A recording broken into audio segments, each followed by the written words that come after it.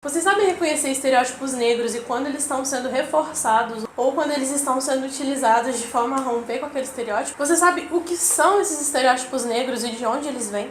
No vídeo de hoje eu vou explicar para vocês a importância de analisar e compreender estereótipos negros nas mídias que a gente consome. Eu faço vídeos com análises de filmes e livros voltados para o público negro em uma série chamada Afro Clube do Filme e Afro Clube do Livro, que eu vou deixar aqui linkado para vocês assistirem os outros vídeos.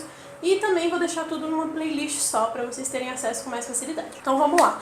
Vocês provavelmente já ouviram de análises cinematográficas voltadas para algum quesito do filme, como por exemplo figurino, maquiagem, atuação, até a fotografia e outras formas de analisar se um filme é um filme bom, certo? Quando se trata de analisar gênero, a gente ainda tem o Bechdel Test, que é um teste voltado para analisar personagens femininas dentro de uma obra cinematográfica e verificar se esse é um filme que empodera mulheres ou se ele é um filme que não é tão bom assim para representação feminina. Basicamente, o Bechdel Test, ele analisa se tem mais de uma mulher no filme, se elas conversam entre si sobre algo que não seja um homem. É só isso. E vocês ficariam muito surpresos de verificar que muitos dos filmes que a gente consome e que acha que não tem nenhum problema com gênero, na verdade nem passam no Bechdel Test. Porém, quando se trata de analisar raça dentro de obras, a gente precisa compreender como é que o negro é visto socialmente e quais são os estereótipos que foram criados para representar a gente. Só assim a gente vai conseguir entender se a gente está sendo bem representado ou se estão apenas reproduzindo um estereótipo sobre nossos corpos. E isso acontece independentemente de o filme ser bom ou ruim dentro dessas diversas categorias anteriores que a gente conversou agora. Esse é só o primeiro de uma série de vídeos que eu vou fazer aqui no canal para analisar estereótipo por estereótipo e me aprofundar neles sem que os vídeos fiquem muito gigantes. Hoje eu vou só apresentar para vocês o que eles são e de onde eles surgem. O princípio dessa história surgiu com Jim Crow. Mas quem é Jim Crow? Provavelmente se você teve presente na internet durante a estreia do clipe This Is America do Childish Gambino, vocês viram tanto de análises que surgiram para tentar explicar as referências gigantes que ele tem no clipe inteiro.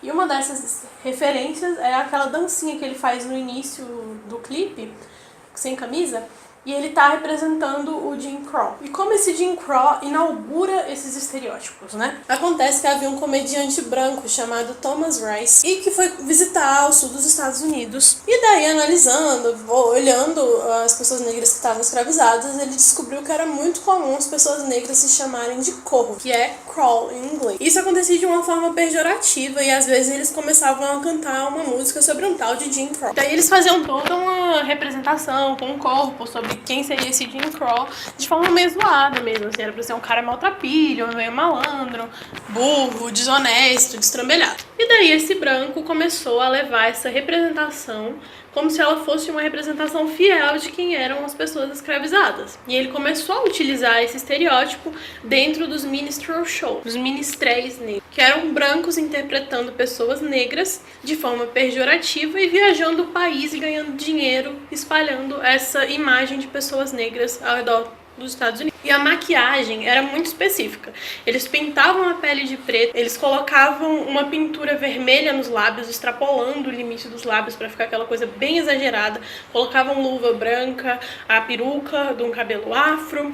E é daí que surge o blackface, que literalmente significa pintar a cara de preto, o que faz com que uma raça inteira seja diminuída a uma fantasia que é possível representar de forma pejorativa. E isso se deu de uma forma tão ampla que aos poucos, nos Estados Unidos, ser negro era associado a esse estereótipo e acabou sendo considerado como uma representação fiel do que eram pessoas negras e também uma justificativa para mostrar como ser negro era algo ruim e inferior. Isso foi ficando tão forte que não é à toa que as leis de segregação racial nos Estados Unidos se chamam Jim Crow Law, ou a lei do Jim Crow. E é por causa da lei do Jim Crow que existe uma segregação racial nos Estados Unidos da forma como a gente vê nos filmes, como por exemplo os bebedouros só para pessoas negras, ou escolas só para pessoas negras, enfim, pessoas negras não podendo ocupar ou usufruir de alguma coisa que foi tocada por uma pessoa branca. Isso não se limitou aos Estados Unidos, né? Foi uma coisa que no Brasil também aconteceu de forma muito intensa. Esses estereótipos estão presentes, por exemplo, até pouco tempo atrás tinham notícias sobre Zorra Total utilizando desse estereótipo. Enfim, a mídia brasileira também se utilizou dessas configurações raciais para deslegitimar a experiência de pessoas negras. Isso também é um problema muito comum no Brasil quando a gente analisa as fantasias de carnaval, como por exemplo a fantasia de negra maluca, ou então quando as pessoas colocam aquela peruca de cabelo afro de forma a ser zoado. Enfim, todas essas são formas de deslegitimar a experiência de um povo inteiro. Os estereótipos que existem sobre pessoas negras afetam diretamente as nossas vidas e como a gente é visto pela sociedade, quais lugares podemos ocupar, que tipo de pessoas podemos ser. Isso impede com que a gente seja representado de forma multifacetada, humana, complexa mesmo, né? Como somos como seres humanos. É importante entender que essas representações estereotipadas fazem com que a gente seja lido pela sociedade de forma planificada, como se a gente não tivesse outras facetas da nossa identidade, como se a gente pudesse ser só uma coisa de um jeito só, e muito provavelmente de um jeito bem ruim. Você pode até achar que isso é besteira, mas vamos pensar um pouquinho nas representações de pessoas brancas. A gente tem acesso a muitas e muitas obras em que pessoas brancas são humanizadas, não importa qual papel elas estejam fazendo. Como, por exemplo, anti-heróis, a gente tem aí exemplo de Malévola, por exemplo. Como que conseguiram humanizar e trazer e toda uma história de fundo que explica aquela personagem e por que ela é daquele jeito. Mesmo dentro de estruturas que são problemáticas, complexas e que fazem com que pessoas brancas possam ser vistas como ruins, elas ainda assim são mais humanizadas do que pessoas negras nas obras cinematográficas ou literárias. Humanizar um personagem significa explicar por que ele é daquele jeito, qual é a história dele, o que tem por trás que explica os comportamentos dele. São estruturas que fazem com que a gente enxergue aquele personagem como alguém além das ações que ele pratica, gerando empatia com a pessoa dele. Mas quantas vezes essas pessoas são negras? E quando tentam fazer uma representação de uma pessoa negra sem ser dessa forma estereotipada e negativa, muitas vezes também se cai numa planificação de colocar pessoas negras como boazinhas, pessoas que são só pessoas bem-sucedidas, mas que não tem mais nada além disso, não tem nada que explique, aquela coisa insossa, sem uma história. Para entender essas representações dentro de cada contexto e de cada narrativa é que surgiu essa série de vídeos. A partir dessas explicações que eu vou dar pra vocês, vai ser possível vocês assistirem meus vídeos de Afroclube do filme e do livro e acompanhar por que eu tô fazendo as críticas que eu tô fazendo. E com base em quê? Muitas dessas representações tiveram seu estopim no filme Birth of a Nation. Explica muitos desses estereótipos de forma bem específica.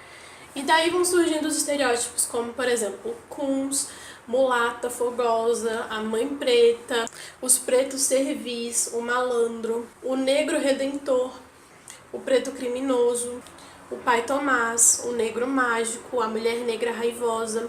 E para não ficar muito grande, todos esses estereótipos que eu falei aqui, eu vou deixar linkados aqui nos cards, à medida que eu for soltando eles na plataforma, para vocês irem acompanhando. Para você não perder os próximos episódios, se inscreve aqui no canal, comenta aqui embaixo o que você achou, se você sabia dessas coisas que eu tô falando aqui. E o mais importante é que você ative o sininho das notificações de inscritos no canal para você receber notificação toda vez que eu fizer upload de algum vídeo novo. E se vocês quiserem me acompanhar nas redes sociais, o meu Instagram é @isizigino. Até o próximo vídeo.